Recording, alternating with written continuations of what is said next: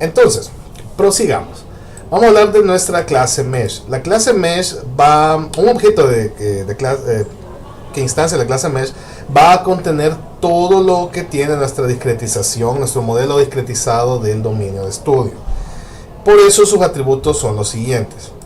Vamos a tener un parámetro de números reales, un parámetro de tipo float de 3 posiciones. Por el momento, ya que estamos aplicando transferencia de calor en una dimensión y como dijimos en clase, hemos asumido que el valor de la conductividad térmica, el valor de K, va a ser constante. Hemos asumido también que el valor de la fuente de calor, la Q, va a ser constante. Y también hemos asumido que todos los elementos van a ser de la misma longitud. Por lo tanto, L, la longitud de un elemento, también va a ser constante. Entonces, todos esos datos son datos de entrada y se consideran parámetros del problema de estudio. Entonces, esos 3 números van a estar almacenados en este pequeño arreglo de 3 posiciones. Comento esto luego. Aquí hay 4 arreglos no instanciados. Por el momento son variables de puntero que quedan como contenedores listos para poder hacer referencia a ciertos arreglos que se van a definir después. Este va a ser la lista de nodos y es un arreglo, o será, porque todavía no está instanciado, será un arreglo de objetos de tipo nodo. Este será un arreglo de objetos de tipo elemento. Con estos dos tendremos toda la información de nuestros nodos y elementos, básicamente la malla en sí. Luego tenemos 2 arreglos de condiciones. Recuerden que hemos agrupado Dirichlet y Neumann en un solo tipo de objeto, en una sola clase, ya que prácticamente tienen la misma descripción. Vamos a tener un arreglo para las condiciones de Dirichlet y un arreglo para las condiciones de Neumann, que por el momento que estamos en una dimensión, sí podemos saber de antemano que estos 2 arreglos van a ser de longitud 1, solo van a tener una casilla, porque en una dimensión el contorno solamente son 2 puntos y estrictamente en uno de esos 2 puntos tengo que aplicar Dirichlet y en el otro punto aplicar Neumann. Pero aquí ya está generalizado para cuando expandamos este código a 2 y 3 dimensiones. Entonces, vamos a tener estos 4 arreglos y complementándolos va a estar este arreglo de 4 posiciones, un arreglo de enteros que se llama sizes, el cual va a albergar las longitudes de estos 4 arreglos en el momento que sean definidas.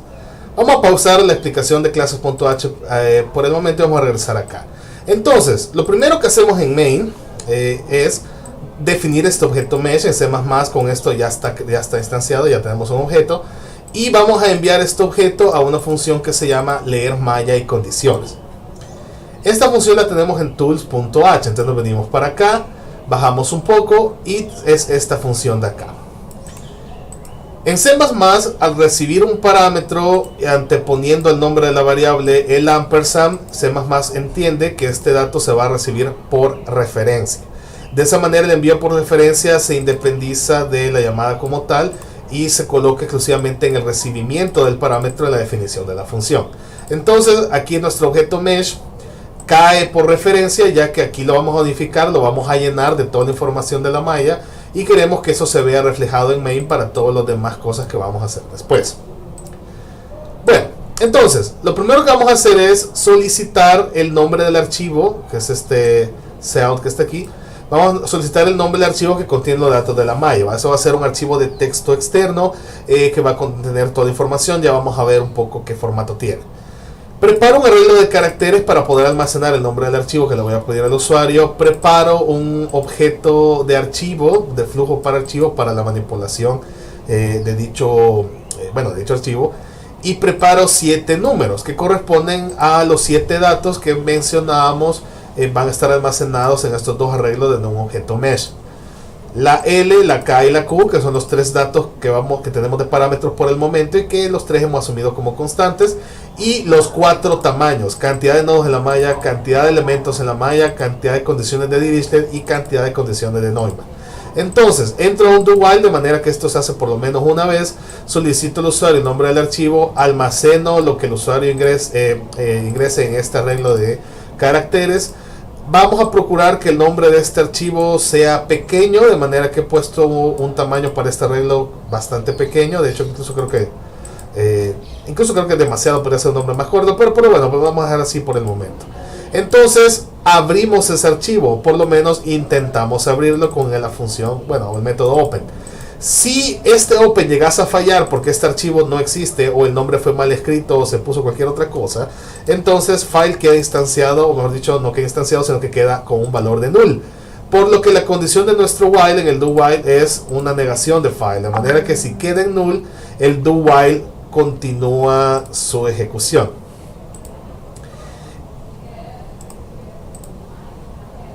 Disculpen ahí. Entonces, posteriormente leo directamente estos primeros 7 datos. Antes de continuar, vamos a echarle un vistazo al archivo que contiene la información.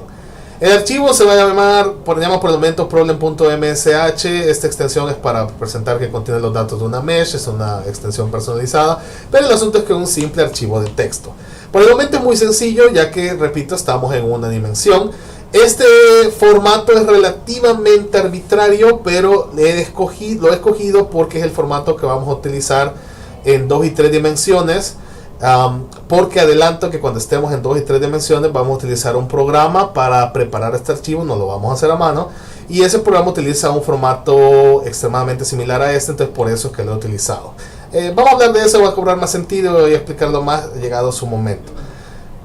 Por ahora solo quedémonos con que el formato de este archivo está fijo, está definido y lo vamos a respetar y no va a ser modificado. En la primera línea va a haber 3 números reales que corresponden a L, K y Q en ese orden. En la segunda línea va a haber 4 enteros que corresponden al número de nodos, el número de elementos, el número de condiciones de Dirichlet y el número de condiciones de Neumann respectivamente en ese orden. Que por el momento, como estamos en una dimensión, estos dos estrictamente van a ser igual a 1 siempre. Luego hay un bloque delimitado por coordinates y end coordinates. Este bloque contiene 2 columnas. La primera columna son los identificadores de todos los nodos presentes en la malla y posteriormente su ubicación en el espacio. Por el momento, como estamos en una dimensión y solo usamos la coordenada X, es solamente un valor real. Si pueden ver, estamos respetando que hemos dicho que la longitud de los elementos es 0.3, una longitud constante y compartida por todos los elementos, y puede visualizarse acá de manera que el primer nodo está en 0.3, el segundo está en 0.6, el tercero está en 0.9, etc. Luego viene un bloque de los elementos que prácticamente es la tabla de conectividades. La primera columna contiene los identificadores de los elementos presentes en la malla, y luego, por el momento, como estamos en una dimensión, los elementos son segmentos de recta y cada segmento de recta tiene 2 nodos locales. Entonces acá tenemos cuáles son los identificadores globales de los 2 nodos locales de cada uno de los elementos. Es la tabla de conectividades. Por el momento es muy trivial de escribir, es muy sencilla porque en una dimensión hemos dicho que este llenado es trivial. A partir de 2 y 3 dimensiones ya no lo será. Luego, de manera igual, tenemos un bloque para las condiciones de Dirichlet y un bloque para las condiciones de Neumann. Por el momento 1 y 1, como ya sabemos, uno de los dos tiene que estar ubicado en el primer nodo, el otro tiene que estar ubicado en el último nodo. Entonces, para el caso, en el nodo 1 hay un valor de Dirichlet de 15 y en el nodo 10 hay un valor de Neumann de 8. Entonces, este es el contenido del archivo. Si lo vemos, básicamente lo que tenemos que hacer es leer estos 7 datos, ignorar esta línea, leer esta información, ignorar estas 2 líneas, leer esta información, ignorar estas 2 líneas, leer esta información, ignorar estas 2 líneas, leer esta información. Y ahí ya no importa lo demás. Entonces, eso es lo que tenemos que hacer. Regresando al código, entonces ya podemos proceder. Lo primero que hago es leer los 7 datos que están al inicio. Ya sé yo, porque sé de antemano el formato del archivo, que tengo que leer primero 3 reales, que son estos 3 datos de acá, que son respectivamente la L, la K y la Q, y tengo que leer 4 enteros, que son respectivamente estos 4 datos de acá. Luego invoco 3 métodos de la clase mesh a través del objeto que tenemos instanciado. Vamos a echarles un vistazo. El primer método invocado es setParameters, que recibe 3 reales, que sabemos que corresponden a L, a K y a Q. Estos 3 datos van a ser almacenados en nuestro arreglo de parámetros. Ahora bien, para poder darle un poco más de legibilidad a este código, no hemos colocado aquí solamente un índice crudo como 0, 1 y 2 como usualmente sería, sino que hemos utilizado unas variables constantes que le da un poco más de legibilidad. Esta es la posición que contiene el element length, y ahí va el dato de la L. Esa es la posición que contiene la thermal conductivity, y ahí va el dato de la K. Y esta es la posición que contiene el heat source, y que ahí va la Q. Sabemos que internamente representan un 0, un 1 y un 2 respectivamente, pero de esta forma queda mucho más legible. Esto lo hemos hecho, hoy sí podemos designorar lo que estaba al inicio. Hemos hecho uso, nos hemos aprovechado de las estructuras de enumeración que contienen los lenguajes C y C++. En general, la declaración de enumeración contiene la palabra clave num, un nombre para la enumeración que básicamente se utiliza solo si se van a declarar variables directamente del tipo de enumeración, y seguido entre llaves una secuencia de datos que se van a considerar como constantes.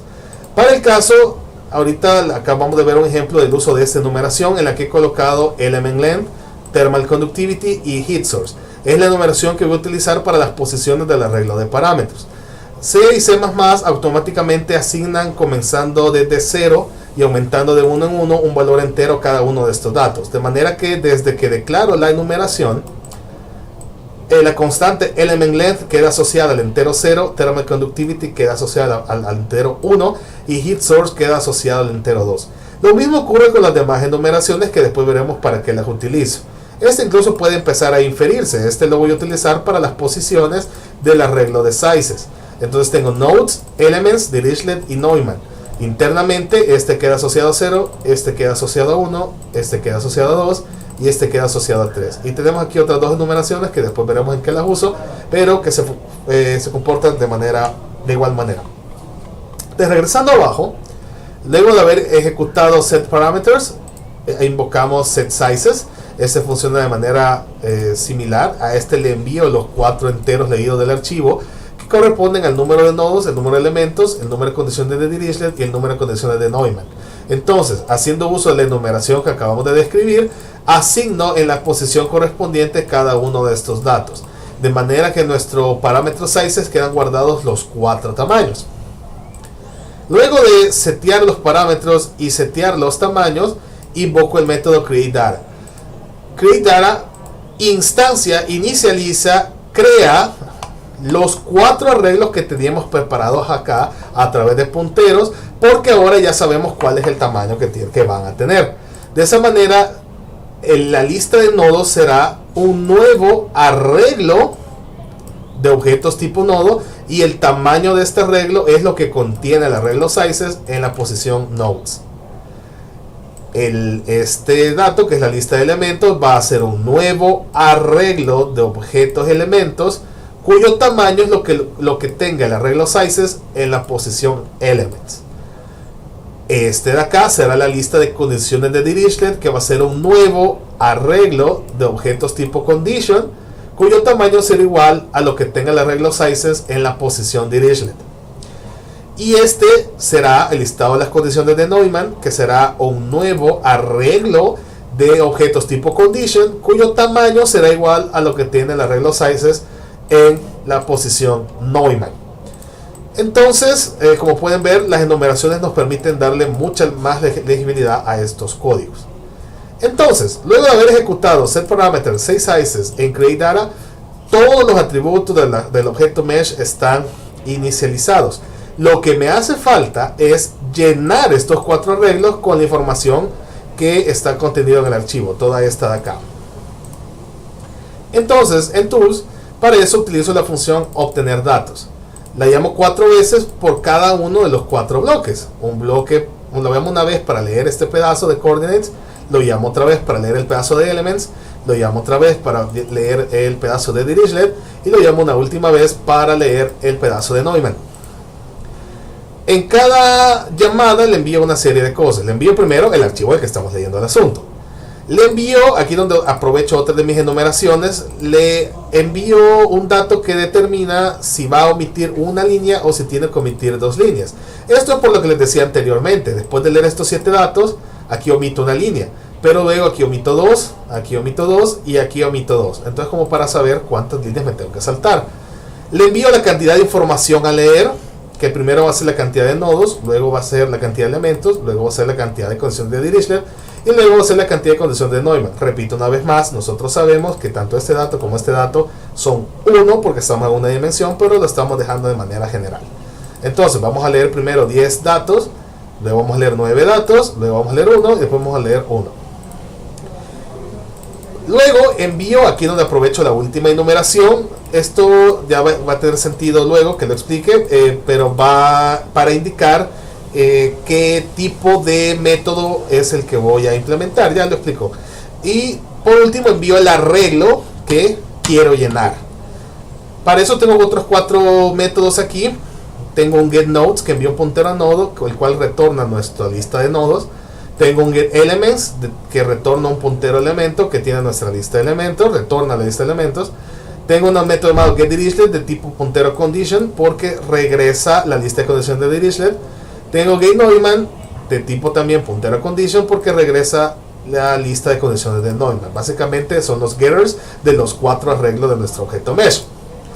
Entonces, a través de esos 4 métodos, eso es lo que envío como el último parámetro en estas 4 llamadas porque son los arreglos que voy a llenar de datos. Si nos vamos un poco a la parte de arriba, entonces tenemos la función obtener datos. Como decíamos, recibe el puntero al archivo, recibe la cantidad de líneas que tengo que omitir, recibe la cantidad de datos a leer, recibe el modo de lectura, que si va a ser un entero y un real o si va a ser 3 enteros. Aquí podemos hablar un poco de eso. Si voy a leer coordenadas, si voy a leer los datos de los nodos, son un entero acompañado de un real. Si voy a leer los datos de los elementos, son 3 enteros. Si voy a leer los datos de las condiciones de Dirichlet, son un entero y un real. Y si voy a leer los datos de la condición de Neumann, son un entero y un real. Aquí he usado 15 y 8, pero podrían ser, digamos, 12.7, 8.1 o por el estilo. Por eso es que aquí abajo, cuando lo llamo, indico, aquí se lee modo infloat, vas a leer un entero y un real. Lo mismo acá y lo mismo acá. Es lo que ocurre para los nodos y las condiciones. Pero para los elementos tengo que leer 3 enteros seguidos y por eso es el modo que envío ahí. Así es como utilizo estas otras 2 enumeraciones.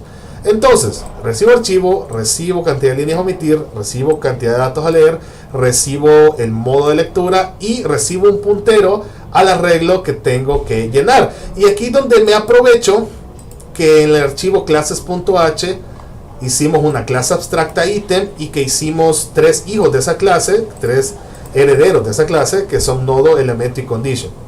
Porque cuando hago las 4 llamadas a obtener datos, acá envío un arreglo de nodos, acá envío un arreglo de elementos, acá un arreglo de condiciones y acá un arreglo de condiciones. Pero aprovechándonos del polimorfismo, en los 4 casos lo que la función obtener datos va a recibir es un arreglo de ítems. Entonces aquí lo generalizo, independientemente de qué es lo que he enviado, voy a recibir un objeto de ítems. Entonces, primero tengo que omitir líneas. Siempre por lo menos voy a omitir una, que es la línea que leo aquí. Solo la leo, este dato no lo voy a utilizar en nada, solo para quitarlo del archivo. Y luego, si en dado caso se me ha indicado que tengo que ignorar 2, pues leo otra. De ahí entro en un for, que es la iteración para la lectura de los datos. Va desde 0 hasta n, que es la cantidad de datos que me han pedido leer. Y tengo un switch adentro del for que me indica que hace uso de la variable de modo para saber si se ha enviado un infloat o se ha enviado un in. En el caso de infloat, entonces preparo un entero, preparo un float y leo esos 2 datos del archivo. Y utilizo el método setInFloat de la posición i del arreglo de ítems que tengo que llenar. Pero si me han enviado el modo int, entonces preparo 3 enteros, leo 3 enteros y utilizo el método setInt de la posición i del arreglo de ítems que tengo que llenar. Esto concuerda con lo que habíamos dicho. Los nodos y las condiciones hacen uso exclusivo de setInFloat y los elementos hacen uso exclusivo de setInt. De esta manera, las 4 llamadas con los 4 arreglos y el funcionamiento de obtener datos son congruentes con el diseño de clases y no habría problemas aprovechándonos de este polimorfismo. Luego de haber hecho todo esto, entonces en nuestro objeto mesh tenemos absolutamente todo lleno con la información del archivo. Y no me queda más que cerrar el archivo para su posterior uso. Luego de eso, volviendo a main, hemos terminado esta línea de acá. A continuación, vamos a comenzar a crear los sistemas de ecuaciones locales.